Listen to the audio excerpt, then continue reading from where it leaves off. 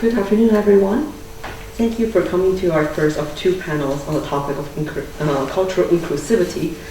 This particular panel focuses on the immigrant perspective, whereas the upcoming one next Wednesday on the 9th is focused on the indigenous perspective.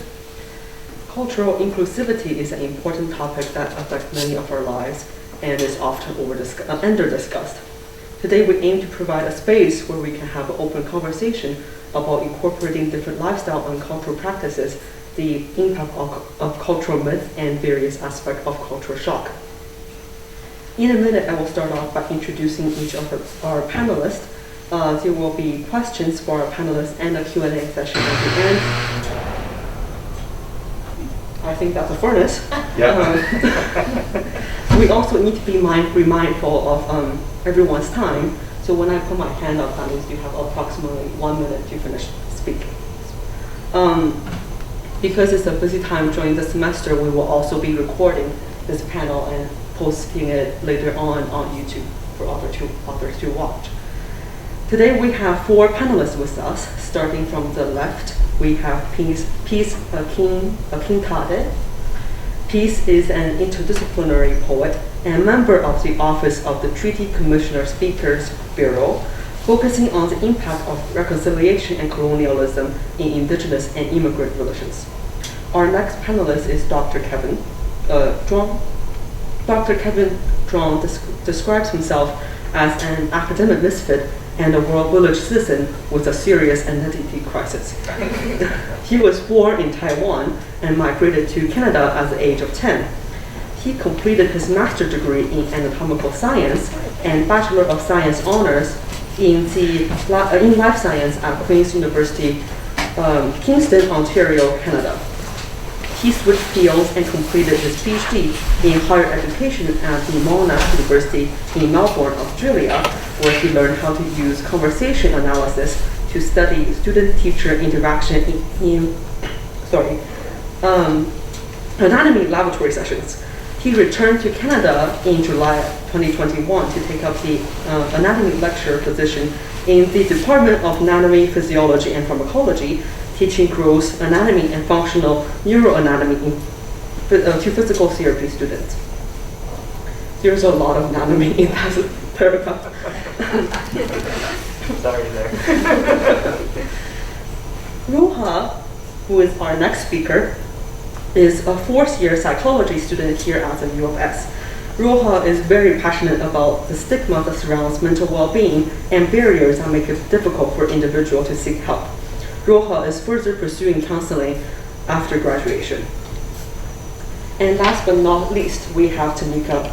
Tamika Small originates from the beautiful tropical islands of Jamaica and has many years of experience molding minds at the elementary level. Tamika has worked with newcomers to garner the knowledge and employability skills to equip them to integrate successfully into the Canadian workplace and culture. She likes to watch television and tackling her mind to solve puzzles. And a brief introduction about myself. My name is Ella. I'm a 3rd-year student majoring in anatomy and cell biology, and this year I'm also one of the facilitators with Peer Health. And today I will be moderating this panel. So let's get right into it with our first question for our panelists. And the question will be, could you further introduce yourself and describe your cultural background? And Peace, would you like to begin?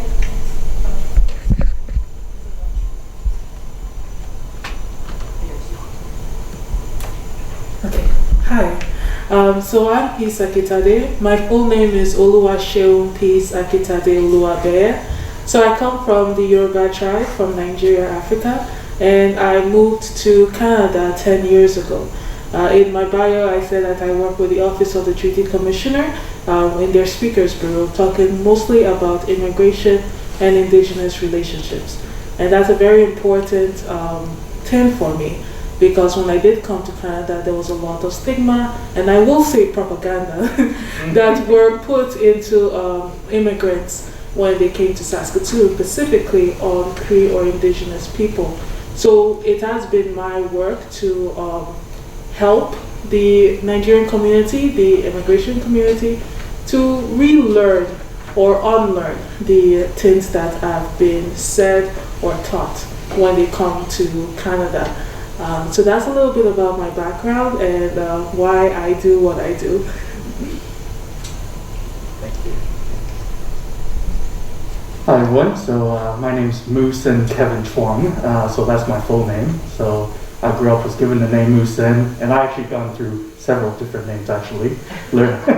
So, and whenever I meet my Christian English teacher who taught me English when I was 6, they would joke, is it John, is it Michael, or is it Kevin now? Which one is it? So, so I've had a lot of opportunities to be exposed to different religious beliefs growing up in Taiwan. So born in Taiwan, Taichung, and I had the good fortune of my parents encountering an English teacher and encountering Christianity and being exposed to these different ideologies. And so I suppose this in some ways is different from the experience. I'm married to my wife, who was born and grew up in China, and I share these experiences with her, and our lives and trajectory is so different, but yet we're both Chinese and Asian heritage. I came to Canada when I was about the age of 10, and ever since at that point, my family has sort of this fracture in a sense, because my dad had to travel back and forth, to make a living and in order to help sustain our livelihood here. So I sort of grew up with pretty much just my mom, but the family was intact, but my dad was largely absent. And I, as mentioned before, I sort of did my studies at Queen's, but I have traveled ever since I finished my master's. I went to Malaysia for 2 years. That was a really interesting experience, which I will share more with you later on with different questions. And I also then went to Melbourne, Australia. And I can tell you, although we're very similar, my gosh, I thought we all spoke English, but I spent maybe 2 years trying to understand their English. So there's a lot of interesting culture shocks as well as you travel around. So I look forward to sharing my personal experiences and sort of what guides me in my life, and to ensure I can create some inclusivity in my life and for the people around me. Hi everyone, my name is Roha. So my cultural background, I'm from Pakistan, and I was 4 years old when we actually immigrated to Canada. So I don't really remember much back home, and I haven't went back myself. Some of my family members have gone home, but I personally haven't. Just haven't got the chance to. I would love to go.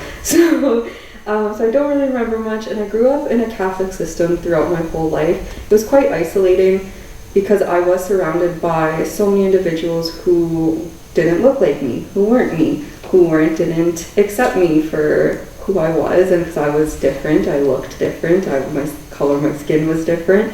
And through those experiences and that religion aspect as well, within a Catholic system, I honestly felt pretty embarrassed to be who I am. I felt embarrassed about every aspect of my life, being a minority, the color of my skin, my hair, my cultural food, and the way that we dressed and stuff like that. I do remember when my mom would come to pick me up at school in our cultural dress, I would be like, oh my god, stay away.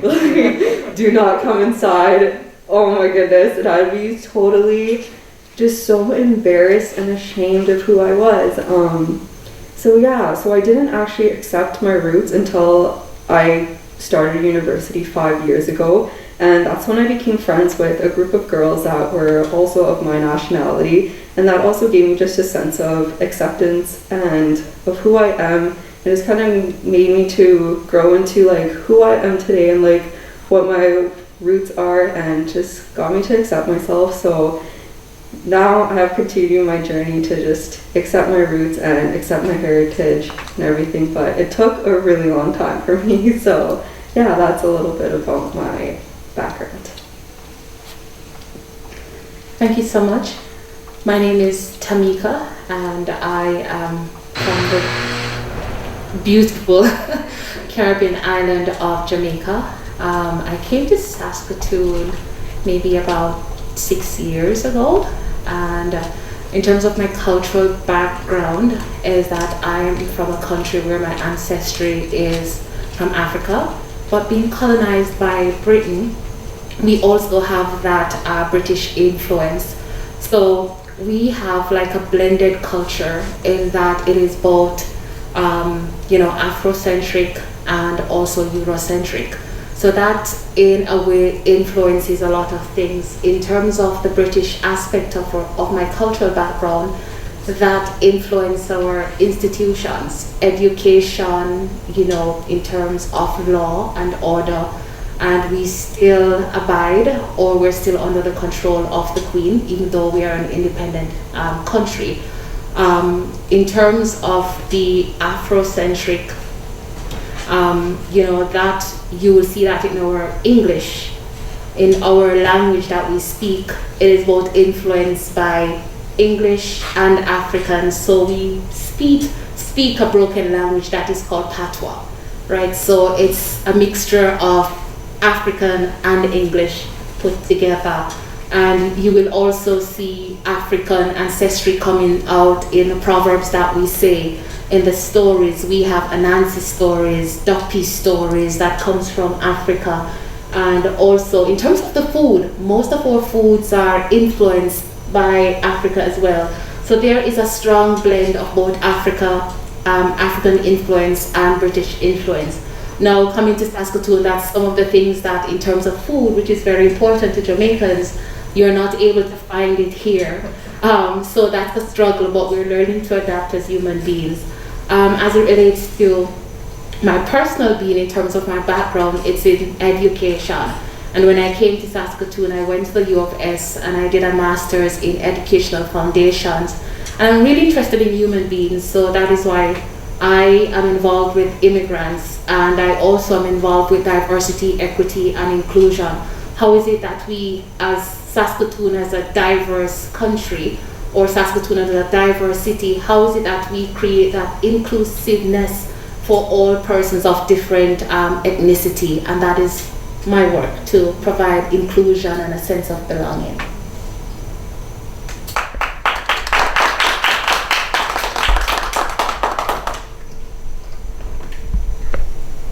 I guess because I'm not a professional modulator, I'm also gonna share a little bit of my own personal background and why I was so passionate about this topic. So I'm originally from China, and I also came to Canada when I was around 10 years old. And I spent the first good 4 years learning English. And even now I'm not really comfortable in my English, especially in a public speaking situation, because I'm always aware of my accent. And I guess ever since I came to Canada, I always felt like a division, because I always had a group of friends from outside of school who is mainly Asian, and a group of friends who is in school who is mainly white.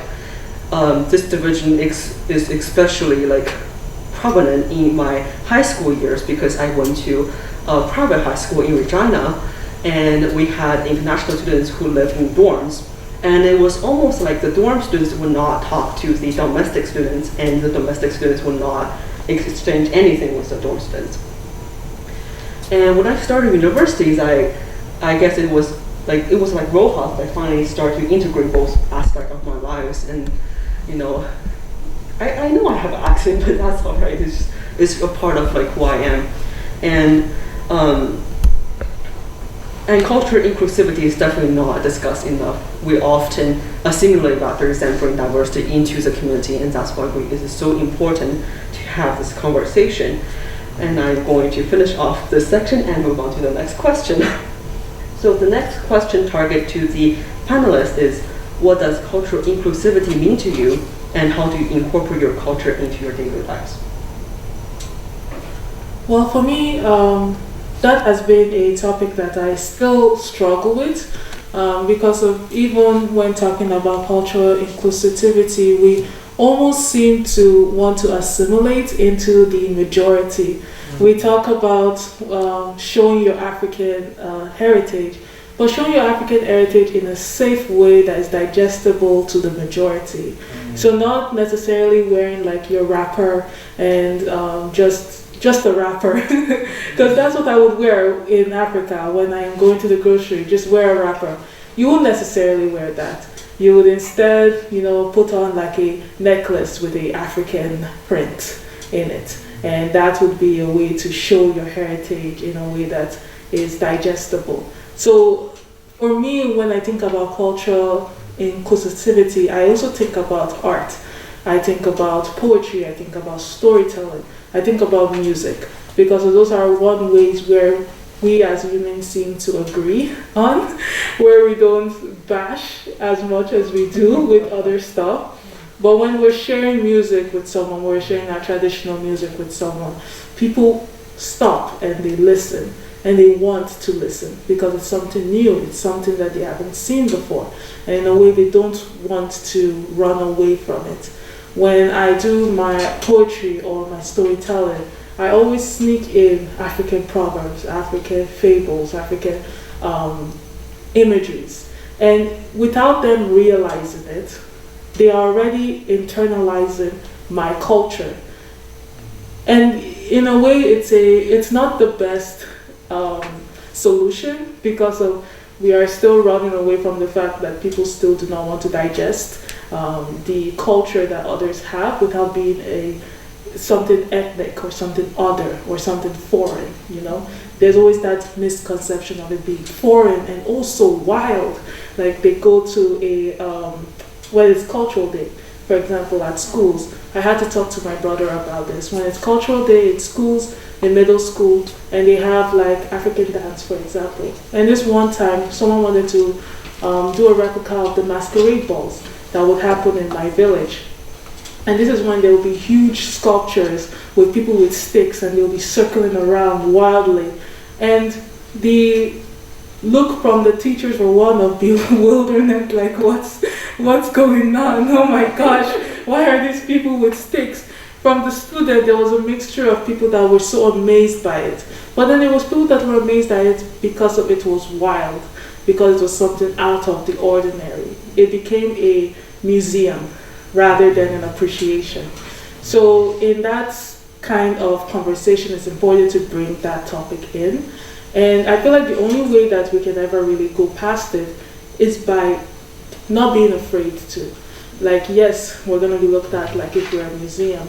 But if all museums are like this, then it will just become the new normal, And those are aspects that I try to take into when integrating like African storytelling or African art into my work.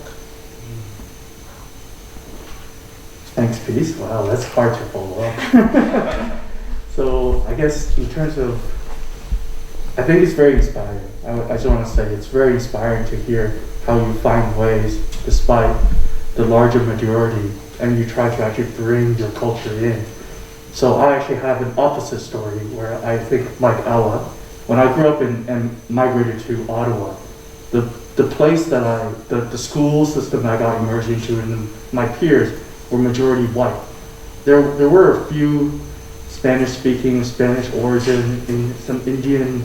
I actually never met, there was maybe one or two African kids in our school. And so I grew up in a sense that it wasn't really inclusive. And I remember being subjected to racism, and kids would make fun of my name. I remember I'll tell you a story, when I was grade 6, this kid was sitting in front of me, and all year he's been going on chung chung chung chung along, and eventually got to a point it really dug at me, because then my name is really significant, and I don't want anyone to make fun and make light of that.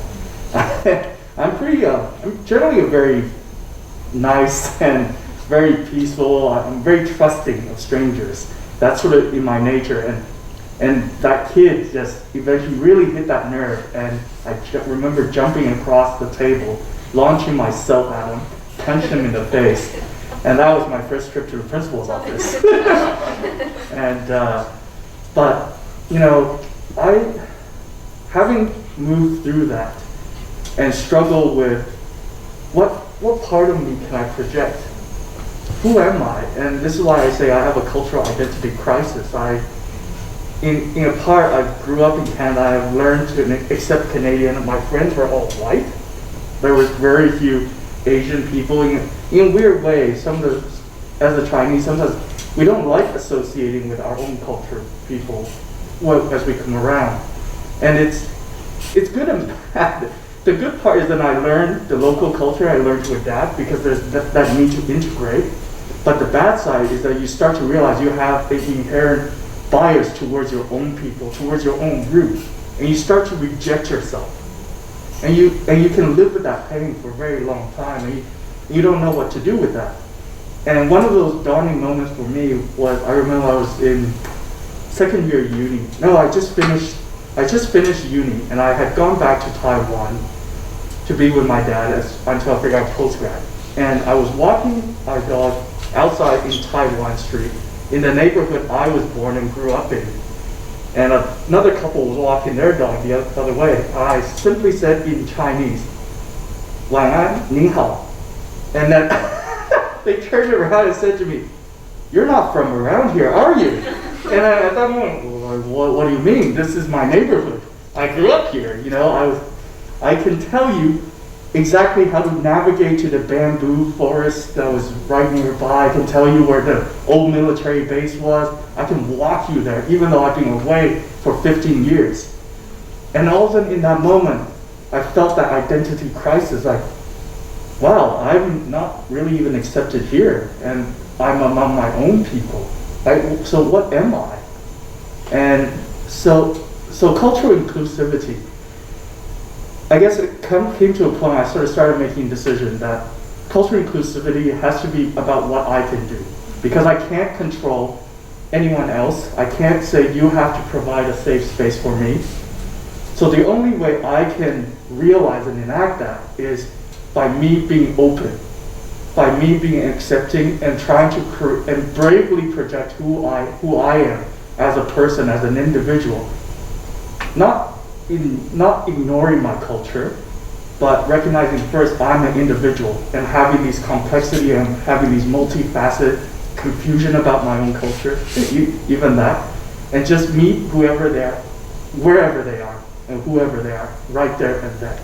So cultural inclusivity, I hope people will come and and not have those moments of bewilderment when someone greets you in their language, in their culture, in their dance, but instead just try to be empathetic and switch perspective to see their other side.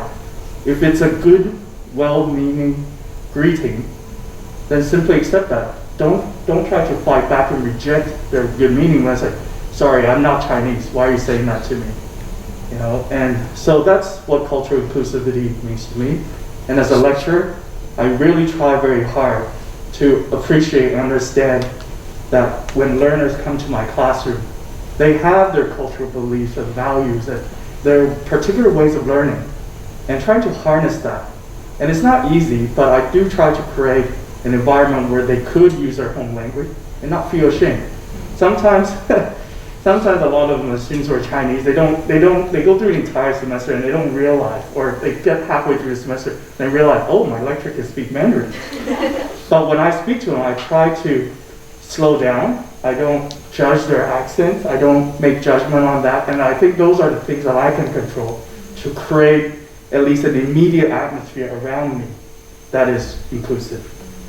So, yeah. That was very powerful from both of you. Oh my goodness. Just to expand on what both of you have said, for me, I've definitely had that identity crisis throughout my whole life till today. And it's kind of like this question, where is home? Where is home to me? Is it Pakistan? Is it Canada? Is it Saskatoon? Where I haven't found a home. Like nothing feels right. It's where like this kind of, I'm a Canadian citizen. I've lived here since I was 4 years old. I'm 22 now, so, but it still doesn't feel like I go out into the world and it's like, yes, this is it. And I doubt that if I go back to Pakistan, it'd be like a cultural shock, integrating myself back into a different culture. So I find that identity crisis there in where is home. And also with professional dressings and stuff like that. And I find it really interesting that you know, when a ceremony comes up, everybody wears dresses, the Eurocentric type of dresses and stuff, but nobody shows their like cultural outfits when they feel really confident in that. And why is that not appropriate here? Why is it not appropriate to wear your cultural dress at a graduation ceremony? Why would that be looked down upon? So I really try to integrate those aspects of myself, and if I feel comfortable and confident in my culture and my cultural dressing, I would love to wear that to those type of functions, and I do. So that's really nice. I remember going back to childhood and stuff and growing up in a Catholic system with all basically like white people surrounding me, to put it quite frankly. The food, I found food to be like this overarching like dramatic thing, where at lunches my mom would pack me like our ethnic foods or cool snacks, and I'd love it until somebody pointed it out, or somebody would point out the smell, or ew, what is that? You know. So, and that really hurt growing up, because then again I fell into embarrassment of my culture, embarrassment of the food, embarrassment of, oh, why do we eat this? Why do we do this? Or I remember even having henna on my hands and everybody thinking that it was brown marker, like as if I could do this pattern by myself. Come on. So like in grade 2, and they're all asking, oh, what is that? That's weird. Like, you know, I'm just like putting shame onto your culture. It just hurts in that sense, because you're a child, you don't really know how to stand up for yourself, and it just, those aspects, which is quite interesting because I have never done that to another person. If I had seen other people with ethnic food or anything, it's like, oh, hey, what's up? Like, we're cool now, we're homies. So I've always kind of accepted that. So all in all, what is cultural inclusivity to me? It is acceptance. So cultural inclusivity requires mutual respect, understanding, critical self-reflection, and appreciation. So I try to incorporate it in my daily life by honestly creating an inclusive environment all around me. I surrender myself to the pressures of knowing it all, because I can't possibly know it all. I continuously educate myself and show up every single day trying, and that's what matters. The unconscious biases and prejudice that we are influenced by from a young age definitely impact the way we interact with others, and we have the little interruption, and we have like an obligation to actively challenge those and change these stereotypes, and it starts with us. So by removing assumptions about a person, you are able to create a beautiful human connection, and isn't that all that matters?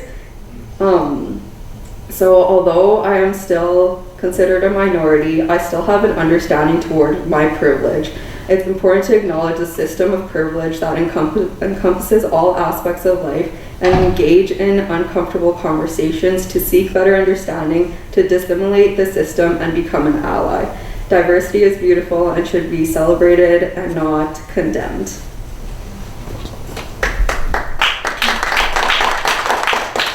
Thank you so much, and I do echo what the three panelists have said. In terms of looking at what culture inclusivity means, I think it's all about exfoliating the word, what just culture means, and what it means to you, what it means to me. It's like a compilation of different beliefs, customs, all of those things that comes together.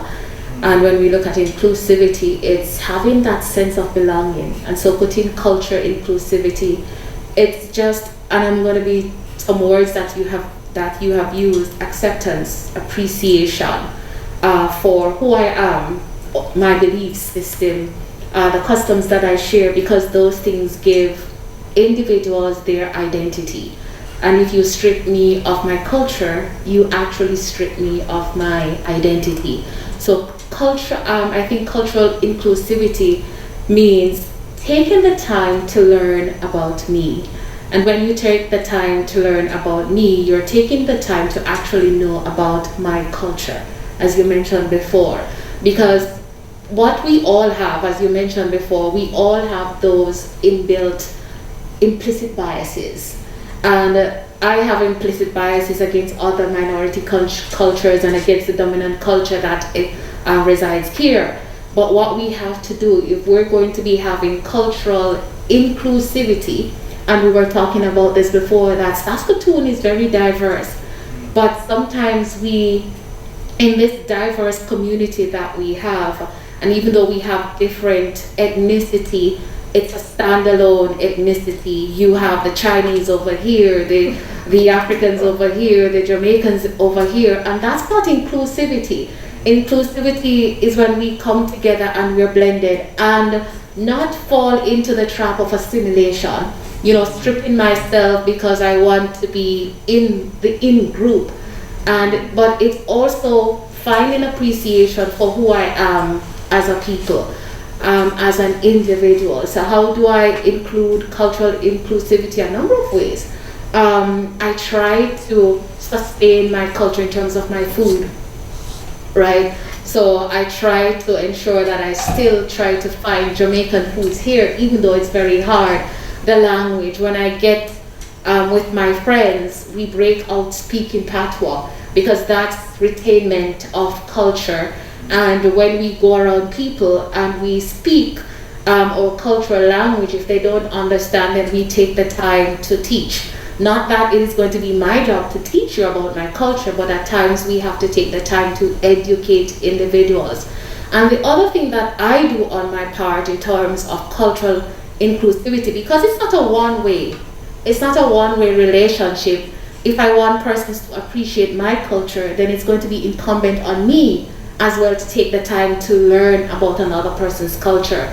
So working with newcomers, I had the opportunity of meeting so many different persons with so many different backgrounds and beliefs, and I've learned a lot because I'm coming from a country where it's predominantly black and it's predominantly we're religious country, and that's just uniform, 90% uniform throughout the culture, throughout the country. But taking the time to learn about another person's perspective, learn about that invisible culture. Why is it that you wear, is it the henna on your hand? Why is it that you wear that? Why is it that you have that cultural dress? Why is it that you eat the food?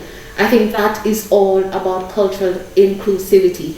You taking the time to learn about me, I taking the time to learn about you, and then having that mutual respect. And once we have that mutual respect, I think it will debunk some of the unconscious bias that we have. And then we have to be conscious of the fact that once those unconscious biases become conscious, then we put mechanisms in place to really stem those, because those have negative effects on our interpersonal relationships. Thank you so much.